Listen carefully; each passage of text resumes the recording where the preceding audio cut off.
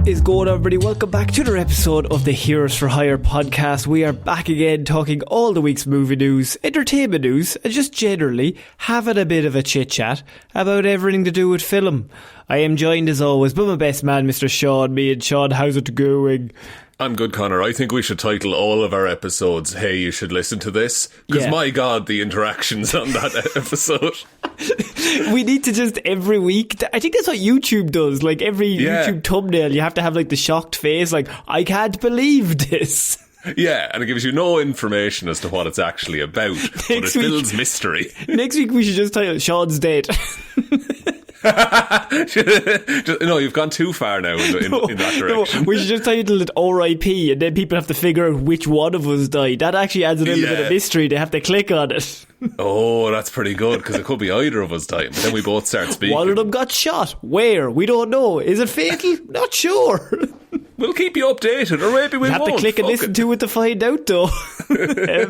So if you didn't hear, we mentioned yesterday, it was brought out, so that was our Patreon episode.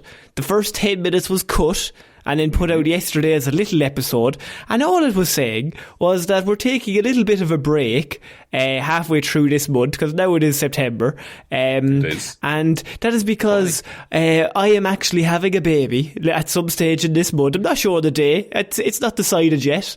I think the child mostly decides that. It is the baby's decision, actually, when it comes out, to be fair.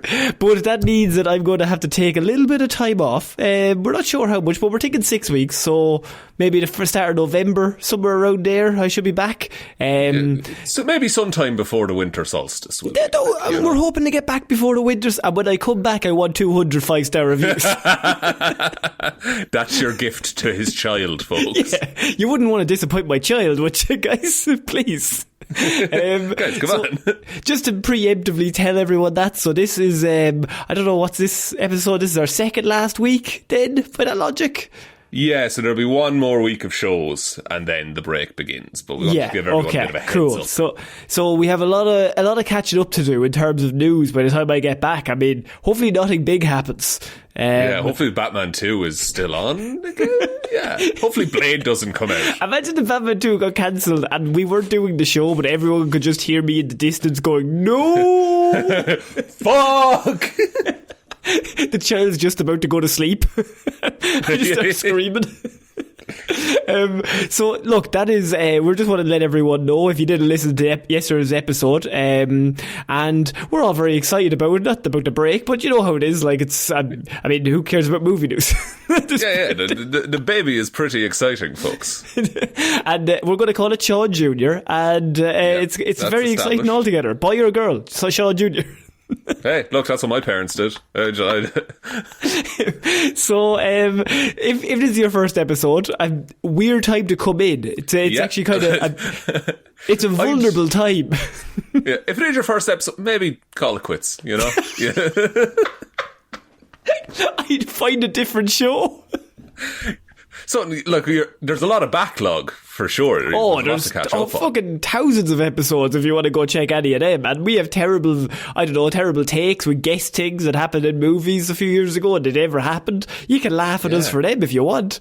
Please, mostly Connor, I was right. No, I'm going to say Sean mostly goes out with a limb a lot of the times when it comes to the Marvel stuff, and none of it ever happens. Hey, look, that's why they call me Mr. Tree, because of all the limbs I go out on.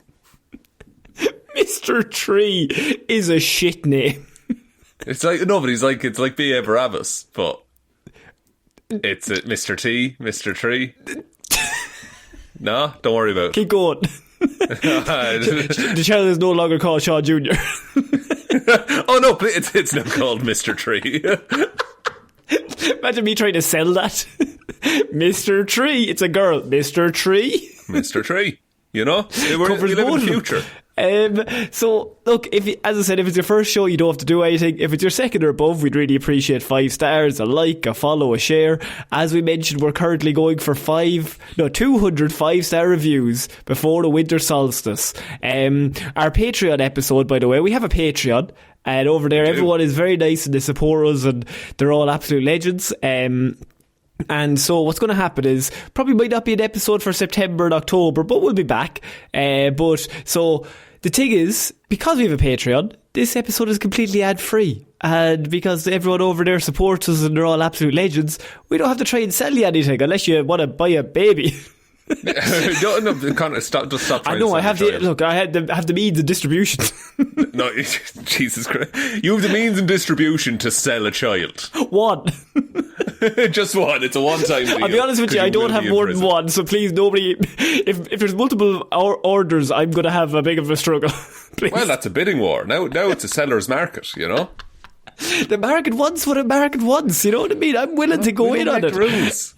And my excuse is, like, I'm in the hospital, like, taking it out. I'm like, I don't want to sell couches on my podcast, right? Give me the fucking baby. I have enough mattresses in my life. So, as I said, the Patreon is over there. We recently put up a review for August. Our review was Son of the Mask, not The Mask. Son of the Mask, which is, I think me and Sean, we decided that it might be the worst movie we've ever reviewed. Yeah, it's just real bad on all fronts. So there's a bit of a spoiler for how the review goes, but it is funny to listen to. I think we lose our minds about halfway through just trying to describe the plot. Yeah, there's one particular scene where we lose it, I think. Yeah, there is literally a scene where you see the mask sperm impregnate an egg. Yeah, it's very, very unpleasant to watch. You think we're making that up if you haven't seen The Son of the Mask, but that's a kids' movie, and that's in it. That's it. That was in the cinema release for a G-rated movie. So that's enough of all that stuff. You can support us over there if you want, and also just the usual stuff. But Sean, it's time to get into some movie news, and I'm going to start with something we've been talking about a lot recently. So I feel like we kind of touch on it almost on a weekly basis now, but at the same time news keeps coming out, which is Star Wars. Yeah, things are announced and cancelled and people join and people leave all the time, it seems. Well, the Star Wars news I have this week is that one of the key creatives behind Top Gun Maverick is set to join Star Wars Starfighter, which is Sean Levy's new movie. That, if you forget the cast, and we had a few announcements of the cast also being added this week, this is Ryan Gosling's Star Wars movie that we think is definitely happening. So, because they've got Gosling now, and they've got Sean Levy, and there's actually a crew of people. But not only that, they now have Mia Goth, Matt Smith, Aaron Pierre, and Amy Adams have all joined this cast. This certainly is one of the better casted Star Wars flicks in recent years. Yeah.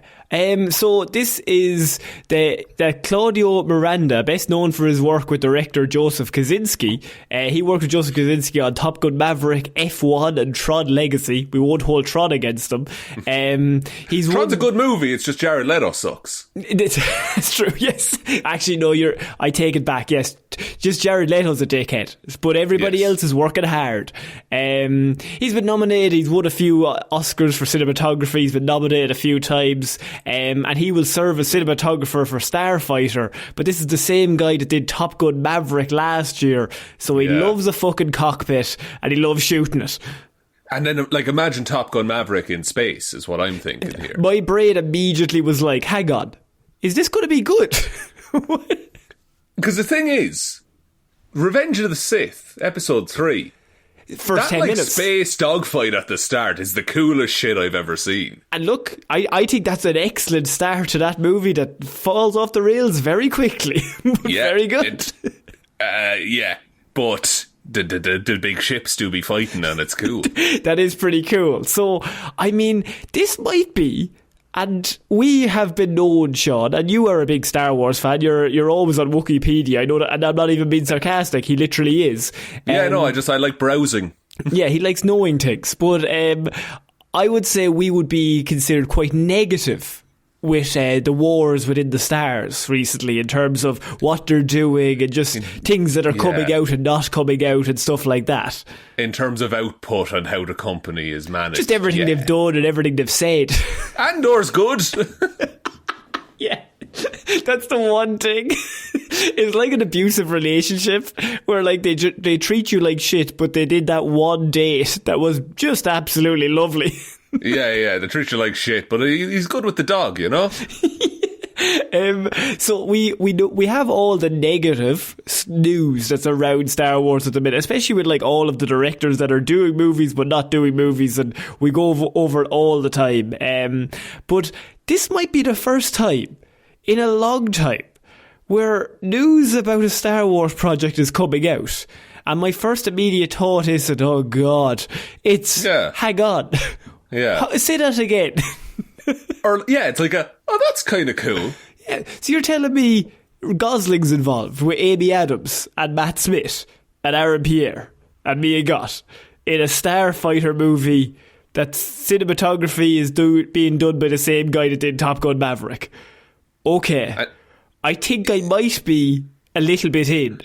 Yeah, and I think as well, it's non-magic enough that it can just be about starfighters, and the galaxy isn't in peril, and like there's no Jedi code to be upheld or anything like that. It's just lads in ships shooting the shit out of each other. I think that's great. Let's go all in on the lads in the ship shooting the shit out of each other. That should be the subject line. Cool.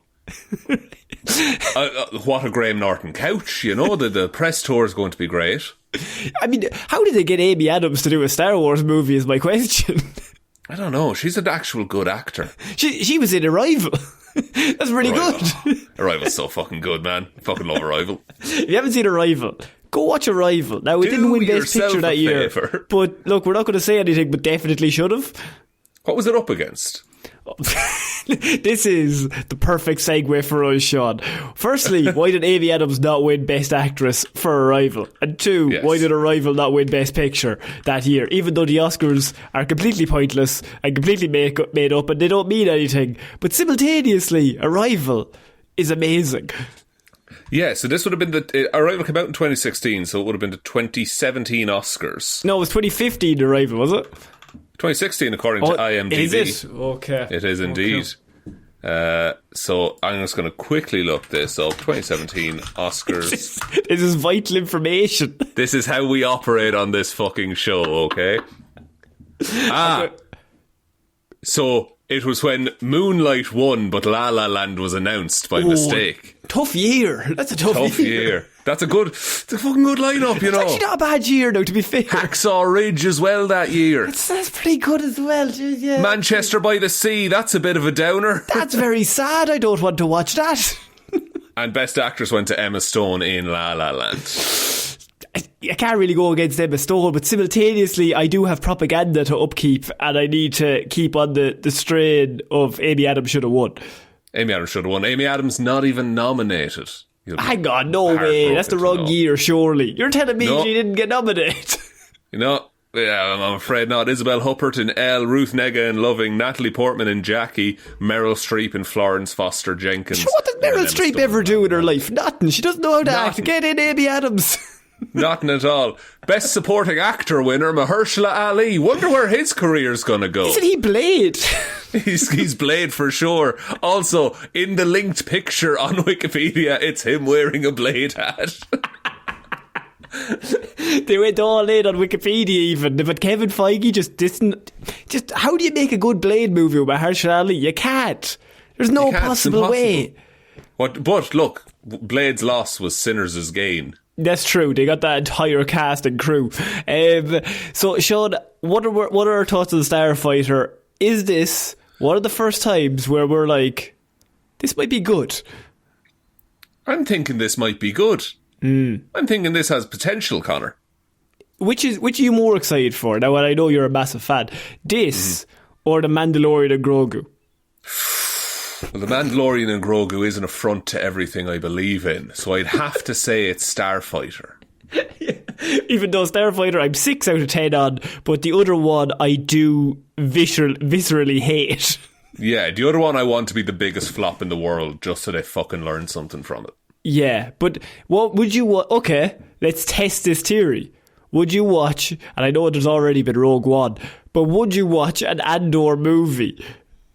Yeah, because Andor's been proven to be good. That's true, but it does kind of go against all of your beliefs and systems. But I have watched the Andor movie. You're right, it is Rogue One. And that's actually pretty good.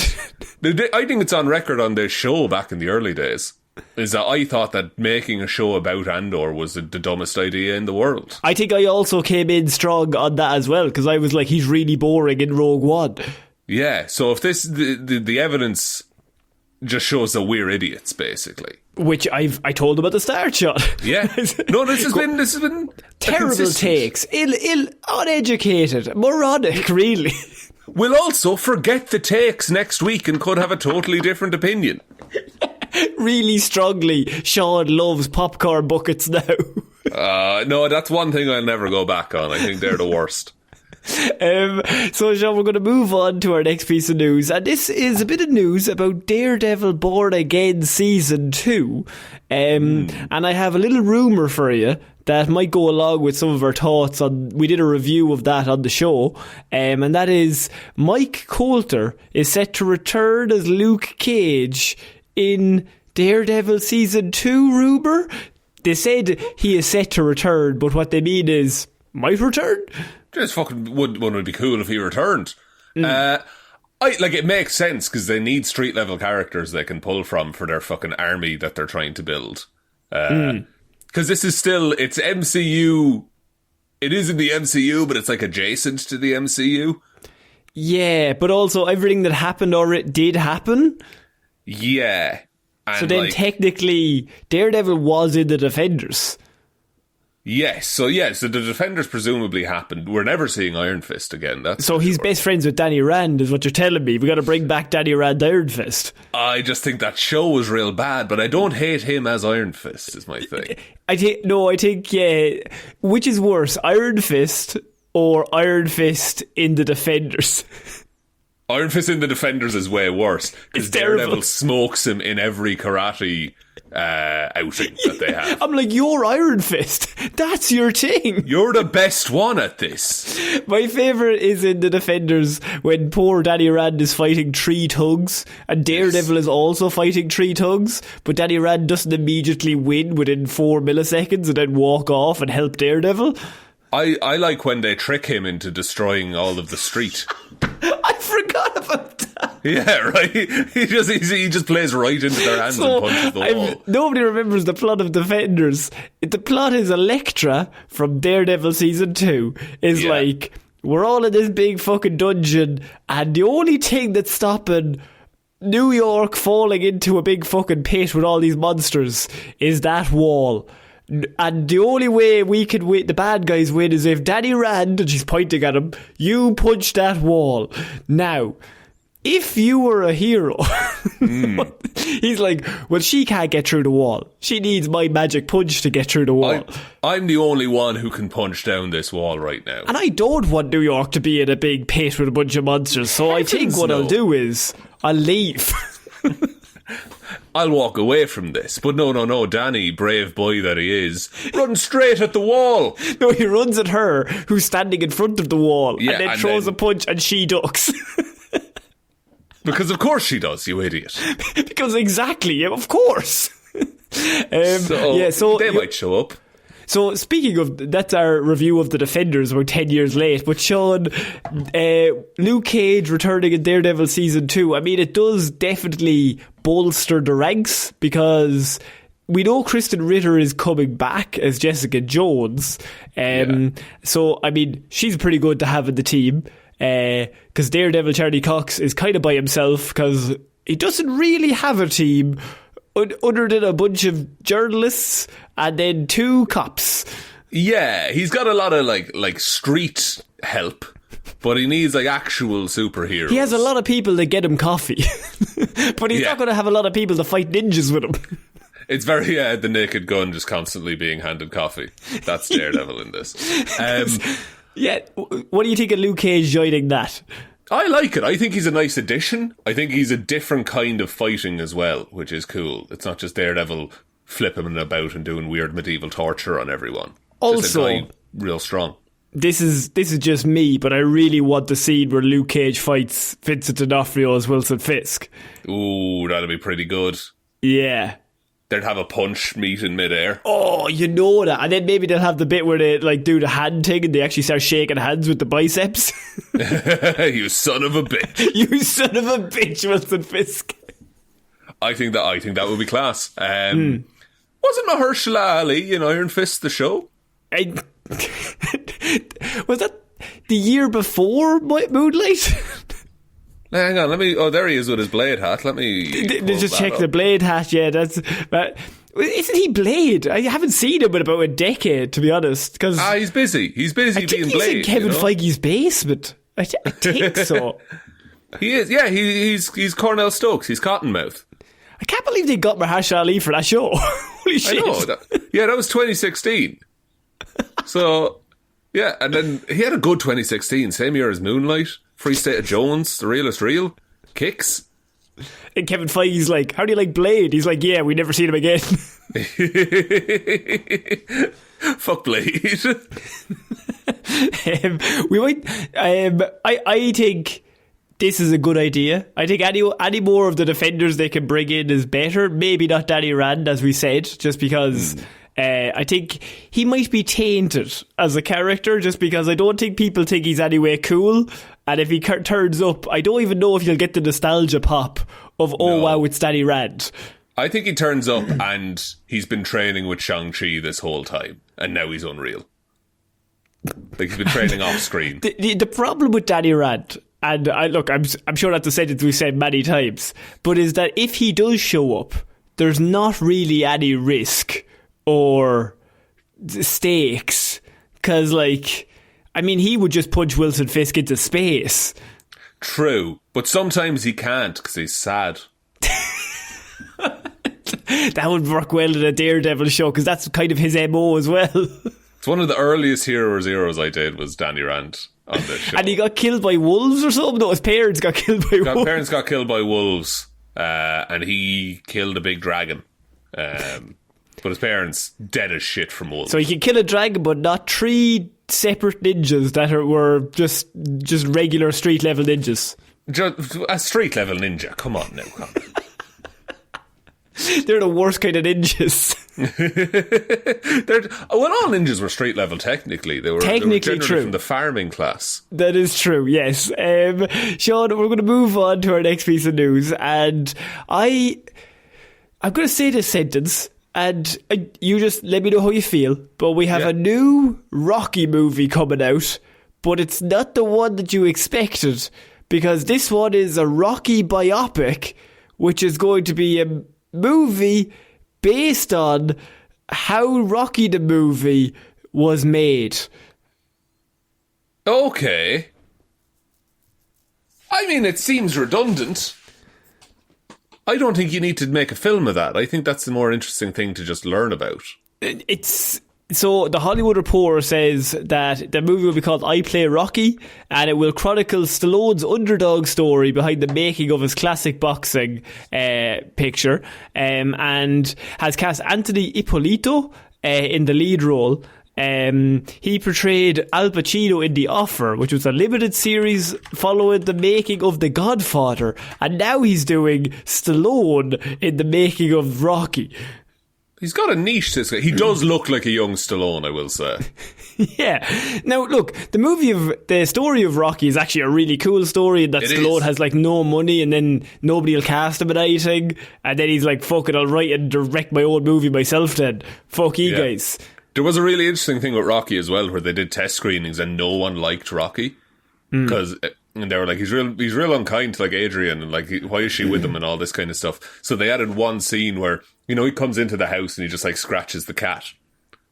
Yeah, that was added in to make him a more sympathetic character, and then everyone loved him. Just Stallone is crazy for the fact that he just created that movie, and now that's his thing. And he nailed it. Like, first Rocky's great. Yeah, it really is. And so, like, the making of the movie, I suppose, is a good idea, but we've had musical biopics. We've had different biopics going on. We have a 2-parter Michael Jackson biopic coming out next year. And we now starting to see biopics made.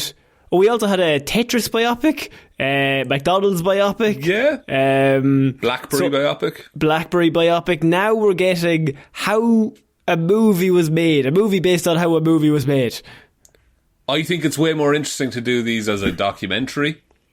However, I guess this is like this is interesting. At least, I just think this is something that used to come on a behind the scenes DVD. You get me?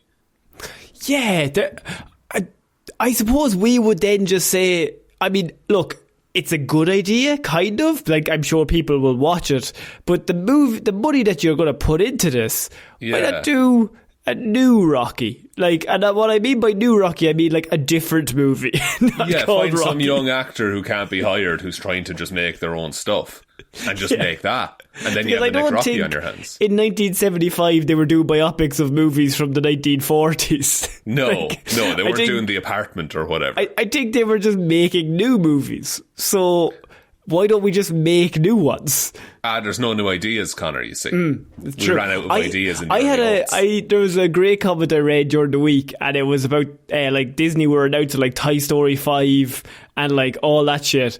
And the comment was like, the fact that as a child now you have to have 30 years of canon in your head and you're only 5 years old makes no sense. That is, yeah. You should just be able to turn on a movie and just, that's it. That's all you know. It's amazing. Imagine turning on the first Toy Story and having to know what happened in 1964 to figure out what the fuck he's going on. That is pretty nuts, actually, when you think of it like that. I keep harping on with this, but the making of a movie, right? The best example I can think of that is Lord of the Rings behind the scenes. Mm-hmm. And like they made a documentary about the making of that, and it's amazing, and it's so interesting to see, and it's not coloured through any lens. Like, it's not more favourable or less favourable. It's just, this is how we did it. Whereas I think if you Hollywoodify the making of a major Hollywood movie, Hollywood in particular is going to end up looking real good in that. There's always going to be one producer that always believes in it. Yeah. Like, which might not have been the case, but they have to have that in there. And there's stuff you can't talk about, and there's stuff you know, like there's all these rules because you're making a film in the machine. Also, those people could be still alive, so yeah, you can't really talk about like, oh, they fucking told Stallone to go fuck himself. It's like, literally, that's not great. No, so like I think it's same as like the Bohemian Rhapsody biopic. Doesn't tell the whole story of Freddie Mercury. The Michael Jackson one probably won't. The Madonna one that she's producing herself. I like the understatement of the year. The Michael Jackson one might not tell the whole story. Might not touch on everything. They might skip a few years near the end. And then he left the Jackson 5 and had a big career. He released Bad and then he retired forever. But I just think it's if there's, because there is footage, there's always footage of the making of a movie, and there's photos and you can interview people, and I think that's a more real way to tell the story of how a big important movie like Rocky got made than by silver screening it and just being like, here's a load of pretty people doing their best. I used to love back in the day DVD extras, and you mentioned it with the Lord of the Rings. It's perfect for it. Now, obviously, the movie came out in 1975, so you can't really do that. But I think they do have like documentary things on Netflix that's like, how did this movie get made? There is. If you ever have about half an hour to an hour, I think it's on YouTube, Making of Ocean's 11. Oh, it's so good. Ooh. I watched the one on Die Hard, and that movie also should not have been made whatsoever. Yeah. And like, it's amazing. It's like the Star Wars behind the scenes, great. Like the early stuff, like the stuff from the 70s and 80s, it's made for no money, but they're doing the wildest shit imaginable. Well, the best Star Wars clip of all time is the first time that George Lucas gets all the lads to watch The Phantom Menace. Like, they could film whatever movies they want. Nothing will ever compare to that moment after the first screening with the cast and crew where he gets everybody to leave and then goes, have I gone too far? I may have gone too far there. There's just a moment in his eyes that's so real that you're like, George, I think you have. I'll be honest with you. I think there's a lot packed in there for sure. So, Sean, I wanted to move on to our next piece of news, and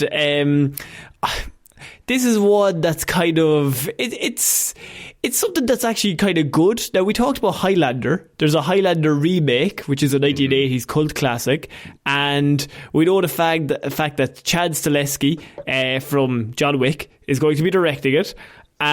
We have Henry Cavill. Batista. He's going to be playing the main character, but we also know Dave Bautista's in it. But you now have a situation, Sean, where they've cast a different person, and this brings on the choice that we have of, is this movie really good? Because now we've got Russell Crowe, Dave Bautista, Henry Cavill, and Karen Gillan have all joined this cast for Highlander. I think this movie's going to be good. They got a Scottish lady. It's going to be good. I think that's a good lineup. That's a good cast right there. I mean, this is one of those things where the more people that get announced and the more people that like we find out are in the thing, we're like, hang on, is this 1980s remake going to be good? Yeah, like we're not pro remake all the time on the show, but occasionally we throw all of our morals out the window when something sounds cool. Well, obviously, I mean, and this sounds cool. Sean Connery's in the first one, so I mean, it's gotta be good. He wasn't a great man. He's dead now, thank God. Little prick. He also, not a great agent. Whoever his agent was, my God, he should have been like a billionaire. Really, not to go into Sean Connery's career, but like he always he fucked up. He always chose the wrong path. If he was reading the book of like the two paths, he always went the wrong one repeatedly. He Robert Frosted himself, but it never worked out. Because he was meant to be Gandalf, wasn't he? Yes, and then he did League of Extraordinary Gentlemen instead. He accepted League because he had turned down, I think, The Matrix and Lord of the Rings because he didn't understand the scripts. And he didn't understand the LXG script. And he was like, well, I didn't understand the other two and they were successful. So. It's got to be good.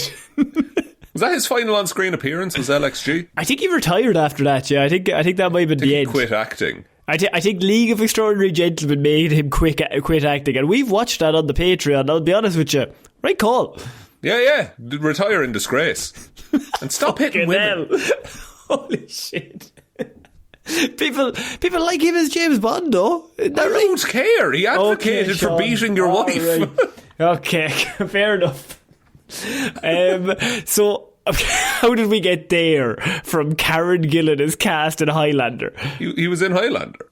Yeah, I mean, that is a loose thread, but yes, I suppose. What are your thoughts on Karen Gillan in Highlander, Sean?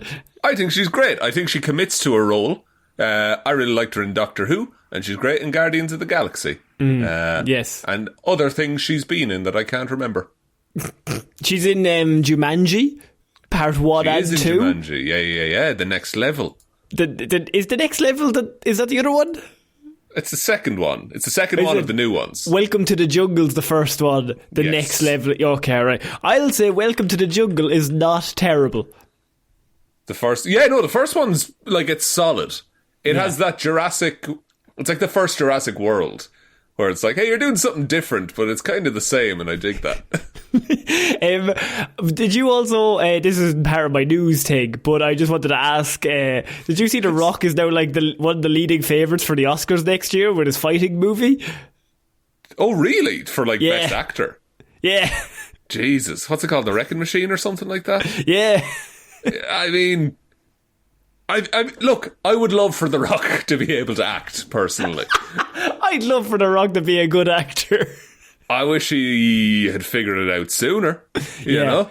Maybe he's stepping up the game, though, because, like Dave and John they're fucking killing it. I really think, and specifically, and this is a weird one to pick, I think when Ricky Stenicki did really well, The Rock was like, maybe I shouldn't take myself so seriously. And maybe I should just act and not try and be a big hero. Maybe I should have flaws. Yeah. But The Rock could never do Ricky Stenicki. But John Cena could do Welcome to the Jungle. Maybe somebody said that to him. Maybe they did. And I like how like the two of them are kind of battling, but everyone agrees that Dave Bautista's the best one by like a mile. But everyone's like, John's pretty good though, because John gets the bit. Yeah, and John is willing to like put everything into a role. You know, he's willing to be the butt of all the jokes repeatedly, constantly. He doesn't care because he has nothing to prove. Whereas The Rock, because he looks like John Cena. But The The Rock looks like The Rock. The Rock does look like The Rock. What are you proving? So, but Batista is just, he's the best. Batista made it a point that he would always just do movies that are not action for like the first 5 years. Yeah, and he went to like serious acting lessons as well. So he was like, I'm not just going to phone this in. I'm going to do this. What a man. Okay, so we're going to move on to our next piece of news, and it's about Kumail Nanjiani. And he has been talking this week about the Eternals, that I just thought it was interesting to talk about, is the fact that he signed on, he says, for 6 Marvel movies before the first Eternals came out, and he said he thought it was going to be his job for the next 10 years, but none of that happened. Which I don't think was his fault, because I think he's okay in that movie. Yeah. It's just the rest of the movie. And I maintain, I'm a bit softer on it than you are. I think it's fine. I probably am a bit harsher than you, but it's just because I wanted a bit more. Like, Chloe Zhao is directing it. You've got Angelina Jolie. You've got Richard Madden. Like, it's got a serious cast of people. We're not going to talk. It's got Big Bazza in it. It's got Mahershala Ali at the end. It's got Mahershala Ali. but like, it's just one of those things where at the end of it, I was like, okay, that's not as good as I thought it was going to be. I haven't gone back to rewatch it. An ambulance just went past. It's got Salma Hayek in it as well. Like, it's crazy. Yeah. No, it's like, and look, the cast is insane. Also Don Lee is in it, and as Gilgamesh, and he's the best. I love that man. I haven't gone back to rewatch it. I think it might be better on a rewatch. I think it came at a time in Marvel where there was some good stuff before, and then this was fine, and then it got slashed. You know what? I could see that, because it came out in like late 2021, I'm pretty sure. Yeah.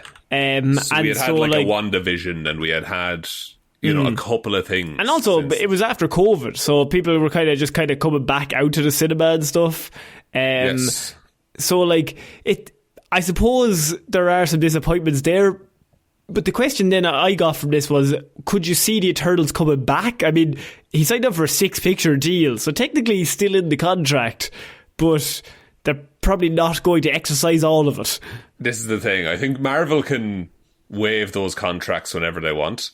And he's technically, his picture shows up in Ms. Marvel, and he shows up in What If? Season 2. So maybe those now count as appearances or something. But like, you have all the Avengers Doomsday people, like, all cast, and there's no Eternal cast members part of the ensemble, or well, that was revealed to be part of the ensemble anyway. So there's no Eternals in it at all, and they're bringing back people from like Fox movies. Like, you did this movie 4 years ago, lads. And I'm trying to remember, but I think Kingo, his character, was the one that he stayed on Earth at the end. I mean, he loses powers. He gain his powers. I am struggling to remember the plot of the Eternals near the end there. I don't know how it finished. The main thing that everyone kind of remembers is the big celestial coming out of the planet that definitely would have killed several people in East Asia, I'd say. Yeah, but then they brush it away in Brave New World, and they'll never talk about it again. There's no earthquakes, it's fine. I thought that was a bold move, I thought they could have done something with that, but then they just failed to do it. Well, I mean, they might bring it back in terms of that's where the X-Men live. Could be. Make a little Krakoa out of it. So, Cersei, Phaistos, and Kingo are lifted into space by Arishem the Judge to be judged by the Celestials. So they might just be fucking dead now. Great. So, and then what about Harry Styles? Harry Styles, still? Nah, it says nothing. He's still technically in the MCU, so they could bring him in. That's true. You got Pip the Troll in there as well, True. Isn't Harry Styles Thanos' brother? Yeah, Eros, Star Fox. He makes people horny around him. That's his whole vibe. Perfect. Great. Bring him in. Harry. Make Hazza. It's fascinating hearing these people like Kumail Nanjiani kind of talk about this. Like, he got absolutely jacked to the gills, signs a 6-movie deal. They bring out, like, Chloe Zhao. You must have looked at that cast, but like, can't fail. This is locked in. This is like Star Wars Starfighter over here. This is like League of Extraordinary Gentlemen all over again, he said. And so the fact that it just doesn't work and they don't have any Eternals cast members anywhere, like, they have Angelina Jolie and they don't use her, like, it's really weird, but also fair play. Yeah, I do like that scene though when they're like, it's her and Richard Madden. Not her and Richard Madden. Very, very nice people. Her and Don Lee just living away in Australia. Yes. And she's like losing her mind and he's looking after her and he's doing his best. That's a really nice scene. There's some really, really good scenes in a movie that is like not great. I'm going to rewatch that because I think it might hold up a bit better. I think it just falls down in the third act. I think there's some really good moments of them, like, and their history and like them going through like all of time together and the different relationships and stuff. But I think it definitely falls down near the end. I think Crow probably isn't a great villain. Yeah, we're trying to re-review a movie that we can barely remember right now. That's true. Yeah. Also, Richard, it's evil Superman again. That's what they do. Good speedster stuff in it, though. True, that is true. Yeah. Sean, Very cute. I want to move on. That child with a brick as well. That's pretty good. That's an A. That's an A for me. I'm going to want to move on because, Sean, what if I told you another reboot is on the way from the Cobra Kai creators? They are going to be doing a Knight Rider reboot. I don't think Knight Rider's cool anymore. Knight Rider's whole thing was it was a talking car, but we kind of just have that now, right? It's kind of just Bluetooth. Yeah. Like, it's going to be, what are you going to do? It's going to be a Tesla or something? I don't think Knight Rider works now. Knight Rider specifically relied on 80s traffic laws being very, very lax, to be honest with you. Now, if you forget, Michael Knight was the main character in Knight Rider, and he was recruited by a top secret government organisation. He was a cop who was shot in the face in the very first episode. That would kill most men, but he's most different. men, but not old Mickey Knight. And the character was not even called Michael Knight in the first episode, but instead Michael Long. And briefly at the beginning was played by a completely different actor. Jesus Christ. But then when he was shot in the face, he underwent reconstructive surgery and emerged as Michael Knight, a sexy agent who now looked like David Hasselhoff. Why not just have him as Hasselhoff from the start and say he got over this bullet wound? He was built different. And then he got a talking car that had like amazing turbo boosts. I mean, this is fantastic. So now you reboot that and it's 2025? And he's dealing with modern day cars. Like, what's he dealing with in modern day cars? As I said, like, just the Bluetooth. Like, he just what did Michael Knight solve? In those, like, what was he? What was his deal? A lot of terrorist stuff. Like, but he's just a cop, right? I think he was. Oh, he was then special agent stuff. So he was like, yeah, it was like. Probably a lot of tactful portrayals of various people from various creeds. Oh, 100%, yeah. So, it might feel more like, I don't know, just... They said, by the way, Glenn A. Larson also created, the guy who created Knight Rider, created Battlestar Galactica, Magnum P.I., and The Fall Guy, originally. Oh, my God, Conor is back in. I'm all in. I'm only in if you get Gosling in.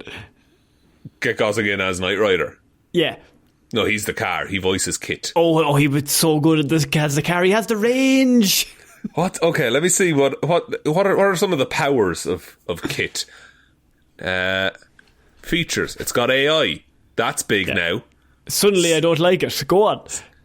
Scanning and microwave jamming. can generate schematics of buildings, monitor radios, and tap into computer systems. Can drive. Okay, so turbo boost going up to 322 kilometers an hour. Okay, that's pretty quick. That's pretty good. Cruise control. Pursuit mode. It's got a dashboard with a bunch of... It's got like printers and stuff in it. A fax machine, I suppose. I think there's a fax machine. It's fireproof. Can flash red and blue lights like a police car. Unreal. It's got a parachute. What would a car need a parachute? Here we go. From under the rear bumper, can spray a jet of oil or emit a plume of smoke. Any banana skins? No, but there is tear gas. Oh, that's pretty strong.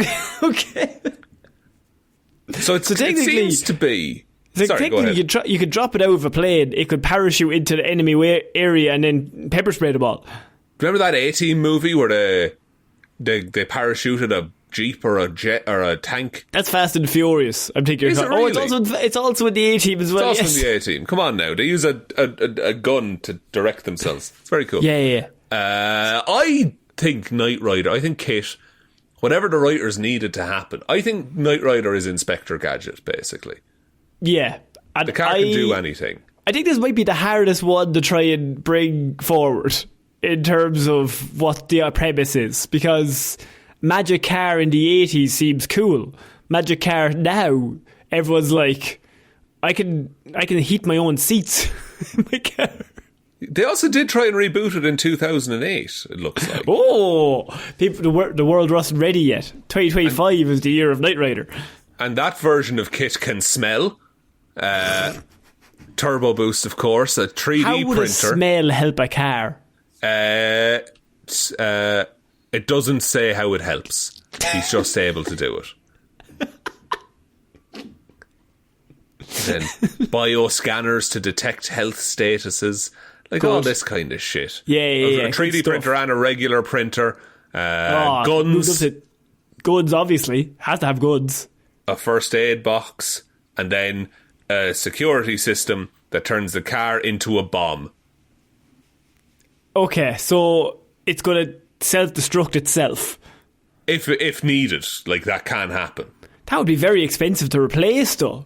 There's a lot of things in that car. My jackets! No. All of my lottery scratching tickets.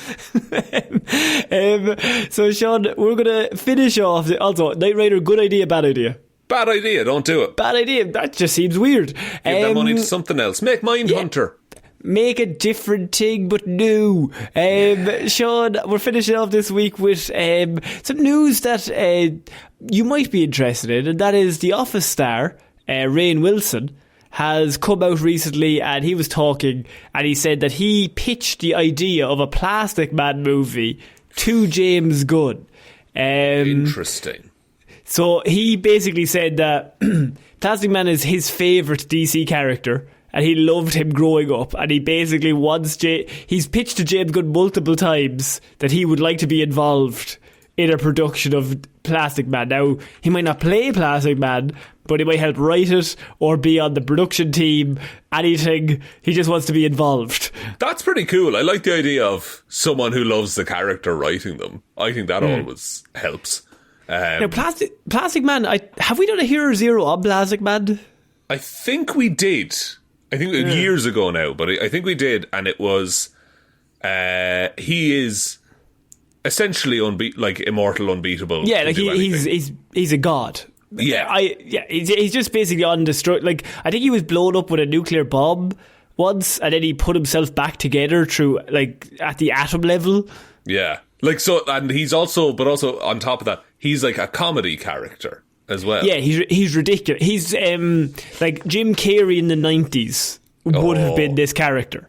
Yeah, I did see there was a trend on X, the Everything app. Sorry, of could have been generational, and it's just people being like actors and who they could have played. And I saw so many being like Jim Carrey, Plastic Man would have been perfect. Like I think young Jim Carrey probably would have walked into this role. So if you don't know, Andy Samberg. I like, look, Samberg is one of my faves, but I can't see him as Eel O'Brien. Patrick Eel O'Brien is his name, Plastic Man. Maybe he could, but the problem with Plastic Man to me was always like, it's a tricky one because he's funny, but they also err into the side of just like him being a creep all the time, which I'm not a big fan of. Like he makes himself into a miniskirt that women wear and stuff. That like, see, that's bad. That's bad form, Plastic. That's bad form, but like that's the kind of humour that he sometimes gets put into. After if you don't know, the idea is that, so like I think he's like a thief. Is the original start of I'm trying to remember how I did the Hero Zero, but like he's like a criminal that he's part of a gang and he goes on a robbery at a chemical plant. I mean, Sean, what's happening. It's all coming together, folks. And something happens and he somehow falls into some chemicals. I think the police show up and shoot him and stuff, and he falls into some chemicals, or he gets chemicals on him. And do they make him larger, stronger and more powerful, Conor? They don't, unfortunately. They make him stretchier. Give me some other descriptive.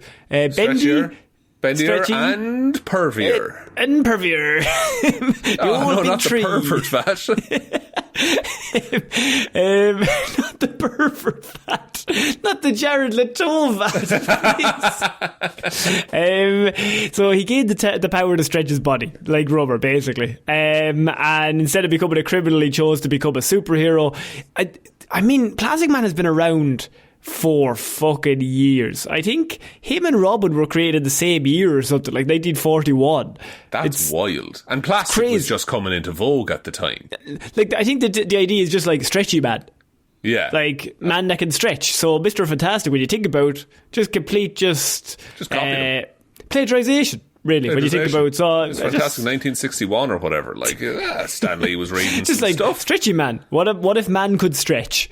What about that? So Rain has come out and basically said that he loved Plastic Man as a child and wants to do that movie. And the more I thought about it, I read this headline and I was like, okay, that's a normal headline, but because if I was Rainn Wilson, I would be constantly pitching movies as well to DC. Obviously, if I'm anybody, I'm pitching movies constantly.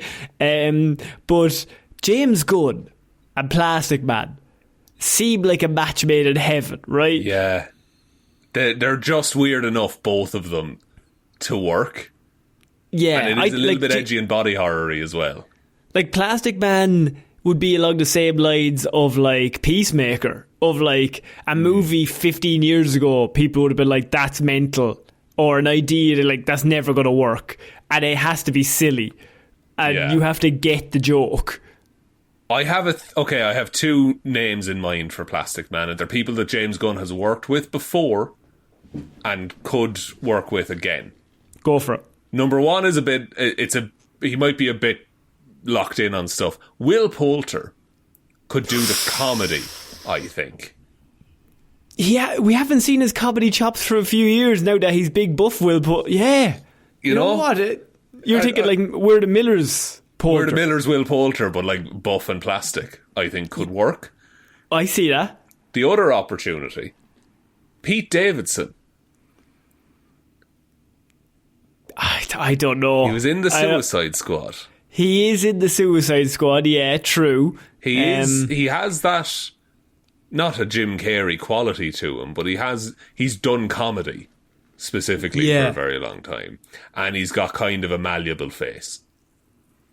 True. I would agree with you there. I actually don't really know who I like Samberg. I think Samberg is funny, but there's some sort of like body that you're looking for. Yeah. There's a specific kind of idea that you're looking. Maybe Will Poulter's too big then by that logic. He might be. I think he's too, like, he's fucking massive. He's like Marvel superhero ripped now. Yeah.